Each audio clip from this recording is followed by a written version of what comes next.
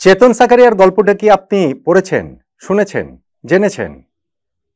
ভীষণ রকম মন খারাপ করে দেওয়া একটা গল্প। ভাবা যায় ভারতের এই বাঁহাতি পেস বোলার বছর দুয়েক আগেও আইপিএল দলের স্ট্রাইক বোলার ছিলেন, আর এখন তিনি নেট বোলার। তার দাম যেখানে উঠে গিয়েছিল 4,20,00,000 রুপি, এখন সেখানে নেট বোলারের দায়িত্ব পালন করছেন মাত্র 2,00,000 রুপিতে। অথচ এমন তো নয় যে ক্যারিয়ারের শেষ প্রান্তে তিনি চলে এসেছেন, মাত্রই 27 বছর বয়স। কিন্তু এইরকম ট্র্যাজিক একটা ক্যারিয়ার হয়ে গেল চেতন সাকারিয়ার, মন খারাপ হতে আসলে বাধ্য। তবে পুরো গল্পটাতে শিক্ষারও অনেক কিছু রয়েছে। ভারতীয় ক্রিকেটটা কোথায়, বাংলাদেশের ক্রিকেটটা কোথায়, সেটা বোঝারও রয়েছে। আইপিএল এর সঙ্গে বিপিএল কে মেলানোর দুঃসাহস কেউই করব না, কিন্তু দুইটা লিগ যে আসলে কত কত ডিফারেন্স চেতন সাকারিয়ার গল্পটা দিয়ে সেটা বোধহয় আরো একবার আমার সামনে অন্তত পক্ষে সেটা আরো স্পষ্ট হয়েছে। এই জন্যই এটা আপনাদের সঙ্গে শেয়ার করছি। দেখুন, চেতন সাকারিয়ার কথা আপনার মনে থাকার কথা, যদি আপনি ক্রিকেটটাকে সেভাবে ফলো করেন, ন্যূনতম ফলো করেন। ওই যে 2021 সালের আইপিএল এ রাজস্থান রয়্যালসে আমাদের মুস্তাফিজুর রহমান খেলেছিলেন, সেই মুস্তাফিজুর রহমানের সাথে আরেকজন বাঁহাতি পেস বোলার ভারতের চেতন সাকারিয়া, এই মুস্তাফিজ এবং সাকারিয়ার পার্টনারশিপটা খুব জমে উঠেছিল। দুইজনই সিজনে 14 ম্যাচে 14টা করে উইকেট পেয়েছেন, ফলে আমাদের আসলে সাকারিয়াকে মনে না থাকার কোনো কারণ নেই। এর পরপরই তার ভারত জাতীয় দলের হয়ে ডেবু হয়ে গেল শ্রীলঙ্কার বিপক্ষে ওয়ানডে এবং টি-20 সিরিজে। ভারত সেটাতে একটা মানে নতুনদের নিয়ে দল তৈরি করেছিল, বেশিরভাগ নতুন ক্রিকেটার শিখর ধাওয়ানের নেতৃত্বে। তিনি যেই একটা ওয়ানডে খেলেছেন সেইখানে 34 রান দিয়ে 2 উইকেট পেয়েছেন। দুইটা টি-20 খেলেও একটা ম্যাচে বোলিং করেছেন, সেখানেও 34 রানে তার 1 উইকেট। খুব যে খারাপ ব্যাপারটা সেরকম বলা যাবে না। এরপর রাজস্থান রয়্যালস থেকে তিনি চলে যান হচ্ছে গিয়ে দিল্লি ক্যাপিটালস। চলে যান বলতে আসলে তাকে নিয়ে যাওয়া হয়, যেটা বললাম যে 4,20,00,000 রুপি দাম উঠে গিয়েছিল। পরের সিজনটাও তিনি সেখানেই খেলেছেন, অথচ ওই আর তিনি নিজেকে মেলে ধরতে পারেননি। সাকারিয়া দিল্লির হয়ে 2 সিজনে মাত্র 5টা ম্যাচ একাদশে খেলার সুযোগ পেয়েছেন। আরেকজন পেসার ভারতীয় খালিল আহমেদের কাছে তিনি তার স্পটটা হারিয়েছেন। এরপরে তো গত বছর তার একটা কবজিতে ভয়ঙ্কর ইনজুরি হলো, যেই ইনজুরির কারণে সাকারিয়ার ক্যারিয়ারটাই শেষ হয়ে যাবে এরকম আশঙ্কা করা হচ্ছিল।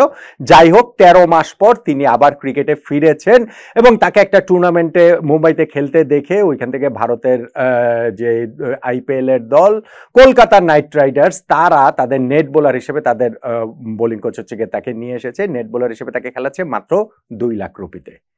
এখন চেতন সাকারিয়া গল্পটা আমাদের সবার জন্যই জীবনের একটা শিক্ষণীয় গল্প, যে আমরা কোথা থেকে কোথায় চলে যেতে পারি এবং সেইখান থেকে কি অপরূপ উত্থান হতে পারে, আবার কি রকম মানে অবিশ্বাস্য পতন ঘটতে পারে। চেতন সাকারিয়া আসলে কেউই ছিলেন না, সেইখান থেকে তিনি রাজস্থান রয়্যালস এরকম পারফর্ম করে 4 কোটি টাকা তার দাম হয়ে গেল। আবার উইদিন কাপল অফ সিজনস তার মূল্য হয়ে গেল মাত্র 2,00,000 টাকা। জীবনের উত্থান পতনের গল্পটা চেতন সাকারিয়ার চেয়ে খুব ভালোভাবে আর কিছু দিয়ে আসলে বোধহয় বোঝানো যায় না। এখন গল্পটার মন খারাপ অ্যাসপেক্ট তো রয়েছে, কিন্তু একই সঙ্গে ইন্সপায়ারিং অ্যাসপেক্টের জায়গাও কিছুটা আছে, সেটা আমি বলছি। তার আগে আমি বাংলাদেশ ক্রিকেটের কথা যে বলছিলাম, ধরেন আমি বিপিএল এর কথা বলছিলাম। হ্যাঁ, অবশ্যই আইপিএল এর বিপিএল তো এক না, বাংলাদেশের ক্রিকেটার এবং হচ্ছে গিয়ে ভারতের ক্রিকেটার সেটা তো আর এক না, দুইটা লিগও এক না।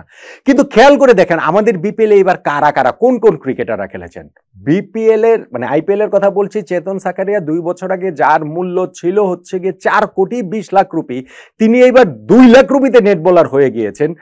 আর সেইখানে আমাদের বিপিএল এ ধরেন সেই মেয়াদ উত্তীর্ণ শফিউল ইসলাম, সোহাগ গাজী, তারা রাজশাহী এইবারের যেই দলটি হয়েছে দুর্বার রাজশাহীতে তারা খেলেছেন। কি হিসাবে খেলেছেন, কোন যোগ্যতায় খেলেছেন, আমাদের ক্রিকেটের মানটা কোথায় সেটা আপনি আমাকে বলেন তো দেখি।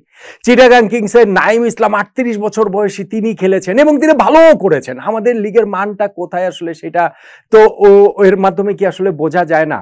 এরকম বেশ কিছু ক্রিকেটার আমাদের এইবারের লিগটাতে, আমি একদম কাউকে সিঙ্গেল আউট করছি না, বলছি না যে তিনি খেলতে পারবেন না, কেন, পারফর্ম করলে তো অবশ্যই খেলতে পারবেন, সেটা তো রয়েছে। কিন্তু আমি বলছি যে দুইটা দেশের মানে ফ্র্যাঞ্চাইজি লিগের মানের পার্থক্য কতটা, যে সাকারিয়ার মতো ক্রিকেটার তিনি এভাবে হচ্ছে গিয়ে কক্ষচ্যুত হয়ে গেলে 4 কোটি টাকা থেকে 2,00,000 টাকায় নেমে আসেন। আর আমাদের সোহাগ গাজী, শফিউল ইসলামরা এখনো বিপিএল এ খেলে যান প্রবল দাপটের সঙ্গে। আর ইন্সপায়ারিং যেই পার্টটার কথা বলছিলাম, দেখুন বছর 2-3 আগে মোহিত শর্মা ভারতের এক পেস বোলার, তিনি গুজরাট টাইটান্সে নেট বোলার হিসেবে ছিলেন, মাঝখানে তার ক্যারিয়ার ওইভাবে খেই হারিয়ে ফেলেছিল এবং ওইখানে নেটে ভালো করার পর তিনি মূল দলে জায়গা করে নিয়ে গত 2টা সিজন গুজরাট টাইটান্সে খুব ভালো খেলেছেন এবং এইবার দিল্লি ক্যাপিটালস তাকে নিয়ে নিয়েছে 2,20,00,000 রুপিতে। সো আপনার কামব্যাক করার একটা জায়গা সবসময় থাকে যদি আপনি পারফর্ম করতে পারেন, যদি আপনি নিজেকে মেলে ধরতে পারেন। চেতন সাকারিয়ার সামনেও সেই সুযোগটা রয়েছে। তার গল্পটা খুবই ট্রাজিক এখন পর্যন্ত, মানে এই মুহূর্তে দাঁড়িয়ে, কিন্তু সেইটা আবার একটা ইন্সপায়ারিং গল্প মোহিত শর্মার মতো হয়ে যেতে পারে তিনি যদি নিজেকে আবার ফিরে পেতে পারেন। আবারও তিনি ভবিষ্যতে আইপিএলে হয়তোবা দল পাবেন, আবারও তিনি হয়তোবা কোটিপতি হিসাবে এই দল পাবেন। আর আমাদের ক্রিকেটাররা আর আমাদের বিপিএলে সেইখানে দল পাবার জন্য ভালোও খেলা লাগে না, আলাদা কিছু করাও লাগে না, কিছু যোগাযোগ লাগে, কিছু আন্ডারহ্যান্ড ডিলিংস লাগে, তাহলেই এই বিপিএলে টিম পাওয়া যায়। যেই কারণে আসলে আমাদের সঙ্গে বিশ্ব ক্রিকেটের তফাৎটা ক্রমশ বড় থেকে আরো বড় হচ্ছে। চেতন সাকারিয়ার যে গল্পটা, সেই গল্পটা ট্র্যাজিক পার্টটা তো রয়েছে, কিন্তু আমি আর একটু ইন্সপায়ারিং পার্ট যদি আমরা নিতে চাই, তাহলে সেইটা দেখে ভারতের ক্রিকেট তো বটেই, বিশ্ব ক্রিকেটেরই ইনক্লুডিং বাংলাদেশ ক্রিকেটেরও আসলে ক্রিকেটারদের এবং ক্রিকেট যারা হচ্ছে গিয়ে সংশ্লিষ্টদের ইন্সপায়ার হওয়ার মতো অনেক কিছু রয়েছে। চেতন সাকারিয়ার গল্পটা এই মুহূর্তে এই জায়গায় এসেই থেমে গেছে বলে আমার কাছে মনে হয় না। ইনজুরি যদি তার পথ চলায় বিরাট কোনো বাধার সৃষ্টি না করে, তাহলে এই চেতন সাকারিয়া ভবিষ্যতে আবারও তাকে নিয়ে আইপিএল নিলামে কারাকারি হবে বলেই আমার অন্তত মনে হচ্ছে। কিন্তু প্রশ্নের যে জায়গা, চেতন সাকারিয়ার এই গল্পটা থেকে আমরা শিক্ষাটা কি নেব, আমরা কি ইন্সপায়ার হব বলেন তো?